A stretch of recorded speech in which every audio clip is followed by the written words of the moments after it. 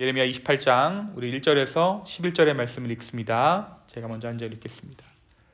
그해 곧 유다 왕 시드기야가 다스리기 시작한 지 4년 다섯째 달, 기브온 아술의 아들 선지자 하나냐가 여호와의 성전에서 제사장들과 모든 백성이 보는 앞에서 내게 말하여 이르되, 만군의 여호와 이스라엘의 하나님이 이같이 일러 말씀하시기를, 내가 바벨론의 왕의 멍에를 꺾었느니라. 내가 바벨론의 왕 느부갓네살이 이곳에서 빼앗아 바벨론으로 옮겨간 여호와의 성전 모든 기구를 2년 안에 다시 이곳으로 되돌려오리라. 내가 또 유다 왕 여호야김의 아들 여고니아와 바벨론으로 간 모든 포도를 다시 이곳에 돌아오게 하리니, 이는 내가 바벨론의 왕의 멍에를 꺾을 것임이라. 여호와의 말씀이니라 하시니라. 선지자 예레미야가 여호와의 성전에 서 있는 제사장들과 모든 백성들이 보는 앞에서 선지자 하나냐에게 말하니라. 선지자 예레미야가 말하니라. 아멘. 연결같이 없어서 여호와께서 내가 예언한 말대로 이루사 여호와의 성전 기구와 모든 포도를 바벨론에서 이곳으로 되돌려 오시기를 원하노라. 그러나 너는 내가 너의 귀와 모든 백성의 귀에 이르는 이 말을 잘 들으라. 나와 너 이전의 선지자들이 예로부터 많은 땅들과 큰 나라들에 대하여 전쟁과 재앙과 전염병을 예언하였느니라. 평화를 예언하는 선지자는 그 예언자의 말이 응한 후에야 그가 진실로 여호와께서 보내신 선지자로 인정받게 되리라. 선지자 하나냐가 선지자 예레미야의 목에서 멍에 꺾고, 함께 읽습니다. 모든 백성 앞에서 하나냐가 말하여 이르되, 여호와께서 이와 같이 말씀하시니라. 내가 2년 안에 모든 민족의 목에서 바벨론의 왕 느부갓네살의 멍에를 이와 같이 꺾어버리라 하셨느니라. 아멘. 선지자 예레미야가 자기의 길을 가니라. 아멘. 오늘은 다 같이 우리 예레미야서 28장의 말씀을 묵상하도록 하겠습니다. 우리가 어제 27장의 말씀을 통해서 예레미야가 하나님의 명령을 따라서 줄과 멍에를 만들어 자기의 목에 걸어요. 이것이 어떠한 상징이었습니까? 바벨론의 멍에를 메어야 한다. 바벨론의 노예가 될 것이다 라는 하나님의 뜻을 이스라엘 백성들 가운데 전달한 것이죠.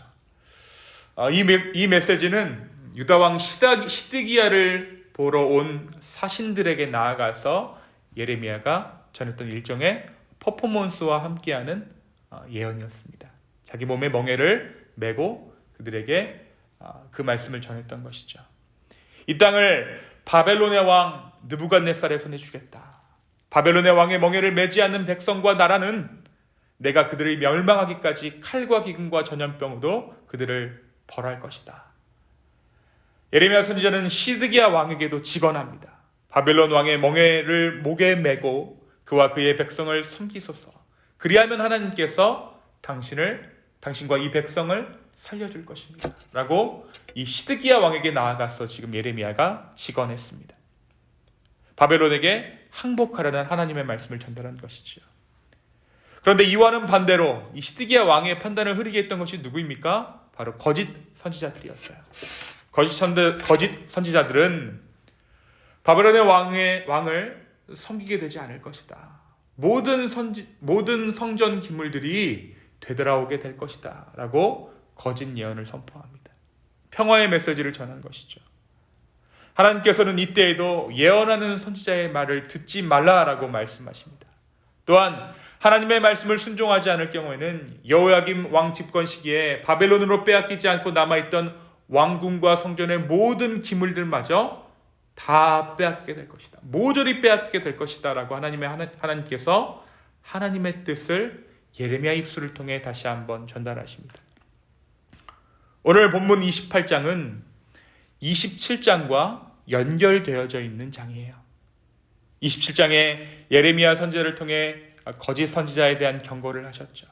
그리고 28장에서 거짓 선지자들 중에 한 사람인 하냐냐를 통해서 거짓 선지자들에 대한 하나님의 엄중한 심판을 보여주는 내용이 바로 오늘 28장의 내용입니다.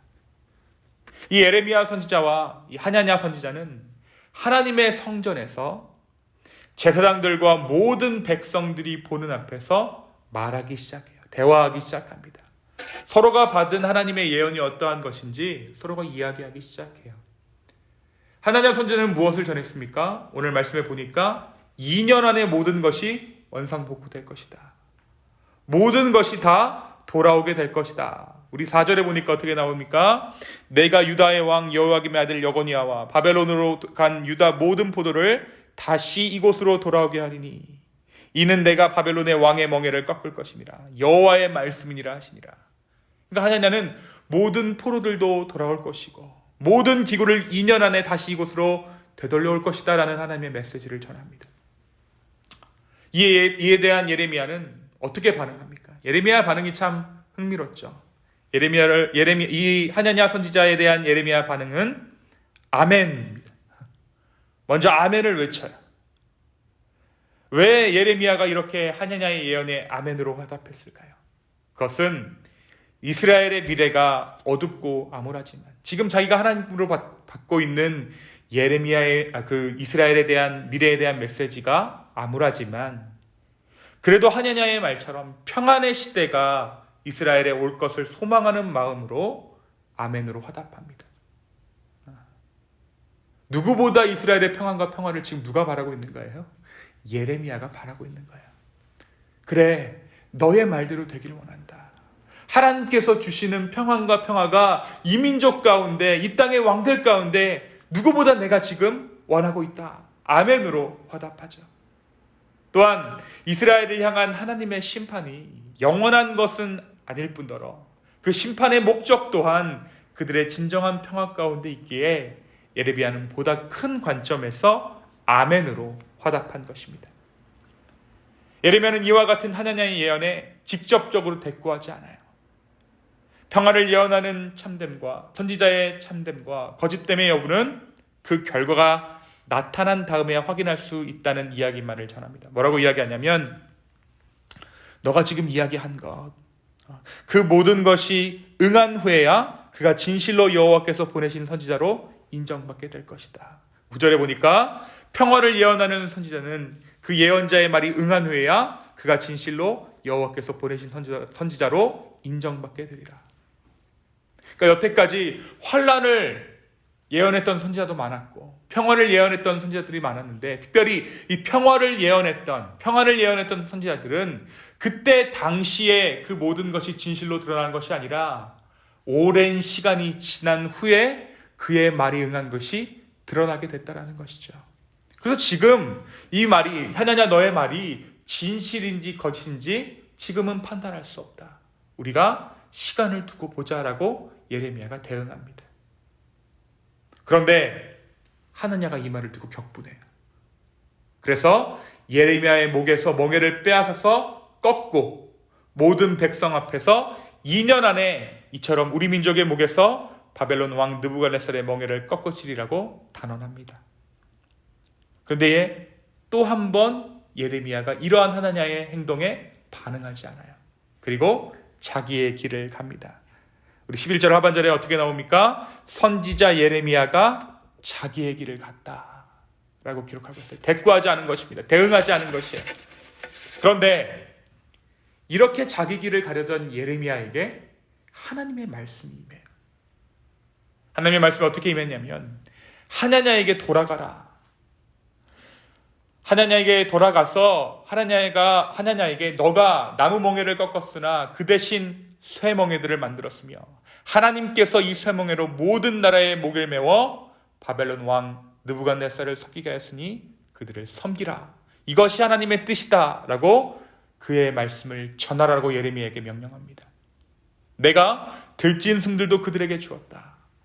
결국 예레미야는 하나냐가 거짓 선지자라는 것을 깨닫게 되죠. 거짓 메시지를 전하는 거짓 선지자라는 것을 깨닫게 됩니다. 그리고 하나님의 말씀대로 예레미야는 하나냐의 죄를 지적하면서 그가 금년에 죽게 될 것이라고 예언하기에 이르죠. 그리고 그 예언은 하나님께서 말씀하신 그 정확한 시간에 이루어집니다. 사랑하는 여러분, 오늘 말씀 우리에게 무엇을 말해주고 있을까요? 진실과 거짓은 내가 말한다고 진실이 되는 것도 아니고 진실과 거짓은 언젠가는 드러나게 되어 있어요. 진실과 거짓은 하나님의 영역입니다. 여러분, 우리가 진실과 거짓이라는 것이 참 재밌습니다. 특별히 예언의 차원에서는 더욱더 그래요. 내가 지금 말을 하고 있지만 나도 진실인지 거짓인지 알 수 없는 거예요. 왜 그렇습니까? 그 일이 아직 일어나지 않기 때문에. 그러나 오늘 예레미야 선지자는 자신이 하는 말이 진실이라는 것을 지금 믿고 선포하고 있어요. 왜냐하면 하나님께서 예레미야와 함께 하신다는 사실을 그가 믿고 의지했기 때문입니다. 사실 지금 대중들의 호응을 받을 만한 메시지는 어떠한 메시지입니까? 하나냐가 전하고 있는 메시지죠. 그 말을 하기가 더 쉽습니다. 하지만 거기에 하나님의 뜻이 없었다라는 것이 하나냐 선지자가 전한 메시지가 거짓이 되게 했던 중요한 이유입니다. 오늘 모든 백성들 앞에서 하나냐는 엄청난 스피치 능력을 선보이면서 좌중을 압도하죠. 하나냐는 더 나아가서 예레미야가 하나님의 명령대로 예레미야 자신의 목에 채운 멍에를 잡아뜯는 퍼포먼스를 행합니다. 모든 사람이 하나냐의 행동에 열광했을 거예요. 사람들은 이러한 하나냐의 과감한 행동이 진실을 말하기 때문에 가능하다라고 생각했을 것입니다. 희망과 긍정의 메시지를 전하는 하나냐는 대중의 지지를 받고 있었고, 이들의 지지를 힘입어 하나냐는 이와 같은 행동을 예레미야에게 행했던 것이죠. 하지만 예레미야는 어떻습니까? 대응하지 않아요. 반응하지 않습니다. 하나냐가 거짓 선지자라는 의심도 또 섣부른 속단도 하지 않습니다. 다만 그가 전하는 메시지의 진실 여부는 시간이 지나 하나님의 섭리가 드러날 때까지 기다려봐야 한다는 입장을 취해요. 우리가 주일날 기다림에 대해서 이야기했죠. 진리와 진실을 가진 자들은, 천국을 소유한 자들은 기다리는 자들이다. 예레미야가 이렇게 기다려봐야 한다고 이야기해요. 자신이 심판자가 아니라 하나님께 이 모든 일의 심판자 자리를 끝까지 내어 맡긴 것입니다. 그리고 자기 길을 걸어가요. 그렇습니다. 진실을 품은 자, 진리를 따르는 자에게는 기다리는 힘이 생겨요. 그리고 그 진실은 언젠가 드러나게 되어 있습니다. 하나님께서 그 진실을 드러나게 해주세요. 그 진실이 언젠가 드러나게 될 것이기에 결국 진리가 자기 편이 될 것이라는 기대를 저버리지 않아요. 그래서 자기 길을 갈 수 있는 것이죠. 그 논쟁에서 지금 승리하는 것보다 나의 길을 가는 것에 집중하게 되는 것입니다. 무력해 보이고 무능해 보이고 패배한 것 같아 보이고 아무런 말도 없이 자리를 회피하는 예레미야의 모습에서 우리는 진리란 크고 화려하고 확신에 찬 무엇이 아니라 지는 것 같고 무력해 보이는 그 무엇이라는 사실을 다시 한번 깨닫습니다. 또한 오늘 말씀은 참는 능력은 내 능력이 아니라는 것이에요. 내가 참자 하면 참지 못하는 거예요. 어떠한 자만이 참을 수 있습니까? 하나님을 바라보는 자만이 참을 수 있는 거예요. 그때는 참는 영역이 아닙니다. 진리에 반응하는 영역이에요. 이 문제에 내가 참아야지 라는 마음을 먹지 않게 돼요. 그래서 참을 수 있게 되는 것입니다.